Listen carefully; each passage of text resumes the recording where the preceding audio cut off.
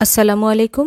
যারা ভিডিও, ছবি এবং ইন্ট্রো দেখেই বুঝে গিয়েছেন কি বানাতে যাচ্ছি, তারা যদি এখনই ভিডিওটা দেখা বাদ দিয়ে দেন তাহলে কিন্তু কিছু একটা মিস করতে পারেন। আর যারা নতুন রাঁধুনি রয়েছেন তাদেরকে বলবো অবশ্যই রেসিপিটা মনোযোগ দিয়ে দেখার জন্য, কারণ এই একটা জিনিস দিয়ে অনেকগুলো নাস্তা বানানো যাবে। আর যেটাই বানিয়ে খাওয়ান না কেন, দ্বিতীয়বার বানানোর জন্য রিকোয়েস্ট অবশ্যই করবে। মোগলাই পরোটা বানাবো, তাই শুরুতেই একটা খামি তৈরি করে নিতে হবে। এই জন্য 2.5 কাপ ময়দা নিয়ে তার মধ্যে পরিমাণ মতো লবণ মাখিয়ে একবার মিশিয়ে নেব। মোগলাই পরোটা তৈরি করতে গেলে সবচেয়ে গুরুত্বপূর্ণ বিষয় কিন্তু ময়দার এই খামিটাকে সঠিকভাবে তৈরি করা। 1 কাপের 4 ভাগের 1 ভাগ তেল দিয়ে দিব। আর এইখানে খামি তৈরি করার জন্য এত বেশি পরিমাণে তেল ব্যবহার করাটাও কিন্তু অনেক জরুরি। অতিরিক্ত তেলের কারণে যখন আপনি মোগলাই পরোটার জন্য রুটি বেলবেন তখন কিন্তু এটা খুব সহজেই ছিঁড়ে যাবে না বা ফেটে যাবে না, এবং সেই সাথে খুব বেশি পাতলা করতে পারবেন। তেলের সাথে ময়দাগুলো খুব ভালোভাবে একবার মিশিয়ে নিয়ে এরপর এর মধ্যে পরিমাণ মতো নরমাল পানি দিয়ে একটা নরম ডো তৈরি করে নিতে হবে।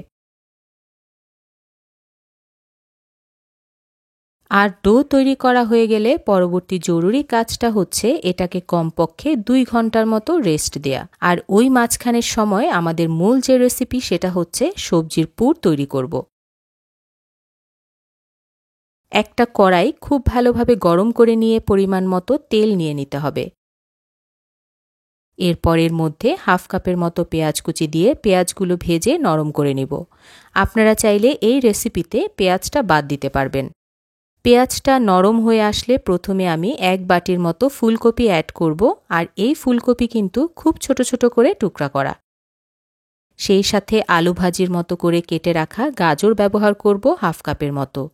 সবজিগুলো আপনারা কিন্তু আপনাদের পছন্দ মতো করে কম বেশি করে নিতে পারবেন।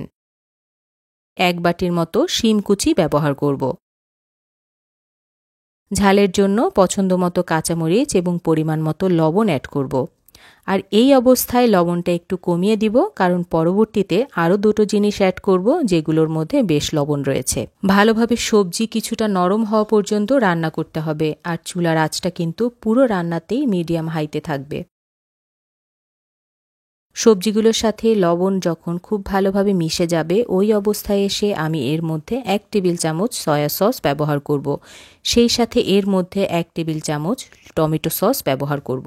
1/2 চা চামচের মতো সাদা গোলমরিচের গুঁড়া অ্যাড করে নেব। এই দুটো সসের কারণে প্রথমে লবণটাকে কমিয়ে দিতে হবে এবং পরবর্তীতে যদি লবণ প্রয়োজন হয় তাহলে অ্যাড করে নেওয়া যাবে। খুব ভালোভাবে মিশিয়ে দিতে হবে, আর আজকের রান্নাটাকে ঢেকে করার কোনো প্রয়োজন নেই।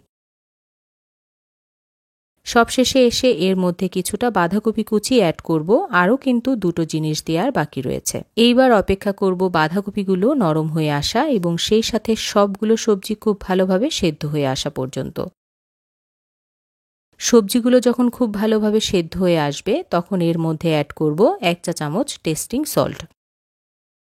ভালোভাবে মিশিয়ে দিব এবং সবশেষে এসে অ্যাড করব বেশ কিছু পেঁয়াজ কলি কুচি। এরপর এটাকে মিশিয়ে আরও মিনিট খানেক রান্না করে নেব। প্রিয় দর্শক, ঠিক যেভাবে আজকে এই সবজিটা রান্না করলাম, শুধুমাত্র এই সবজিটার কারণেই আপনি যেই নাস্তাগুলো তৈরি করতে পারবেন সবগুলো খেতেই অসম্ভব মজার হবে। এই সবজি দিয়ে সমুচা, রোল, সবজির পরোটা, মোগলাই পরোটা, স্যান্ডউইচ ইত্যাদি তৈরি করতে পারবেন। আর রান্না শেষ হয়ে গেলে লবণটা চেক করে নিয়ে যদি সবকিছু ঠিকঠাক থাকে তাহলে চুলা থেকে নামিয়ে ঠান্ডা করে নেব। 2 ঘন্টা পর ডো রেডি মোগলাই পরোটা তৈরি করার জন্য। আজকের এই ডো দিয়ে প্রায় মাঝারি সাইজের 4টার মতো মোগলাই পরোটা তৈরি করা যাবে। একটা বোর্ডে খুব ভালোভাবে তেল লাগিয়ে তারপর একটা অংশ দিয়ে বেলে খুব পাতলা করে একটা রুটি বানিয়ে নেব।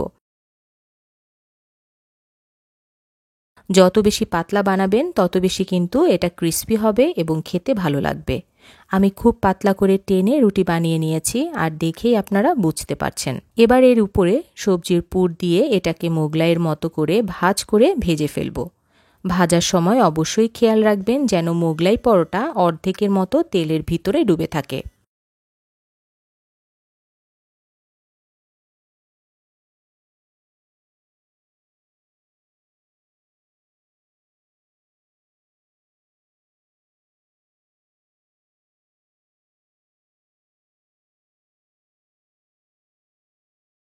আর খুব বেশি তেল গরম করে ভাজবেন না, এতে করে অনেক সময় কাঁচা থাকার চান্স থাকে। আমি একটার মতো মোগলাই ভেজে নিয়ে আপনাদেরকে কেটে দেখাচ্ছি।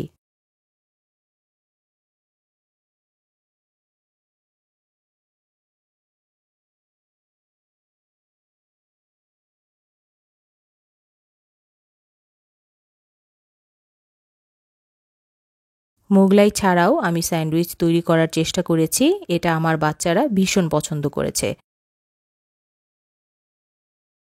আর আমার হাজবেন্ড একটা পুরির মতো বানিয়েছে, যেটা খেতে আমার কাছে দুর্দান্ত লেগেছে। এবার আপনাদের কাছে প্রশ্ন, এই রেসিপিটা যদি ট্রাই করেন তাহলে আপনারা এই সবজি দিয়ে কী নাস্তা বানাতে চান? আজকের মতো আয়োজনটা এতটুকুই। আবারও আপনাদের সাথে নতুন কোনো ভিডিওতে কথা হবে। ভালো থাকবেন। ধন্যবাদ।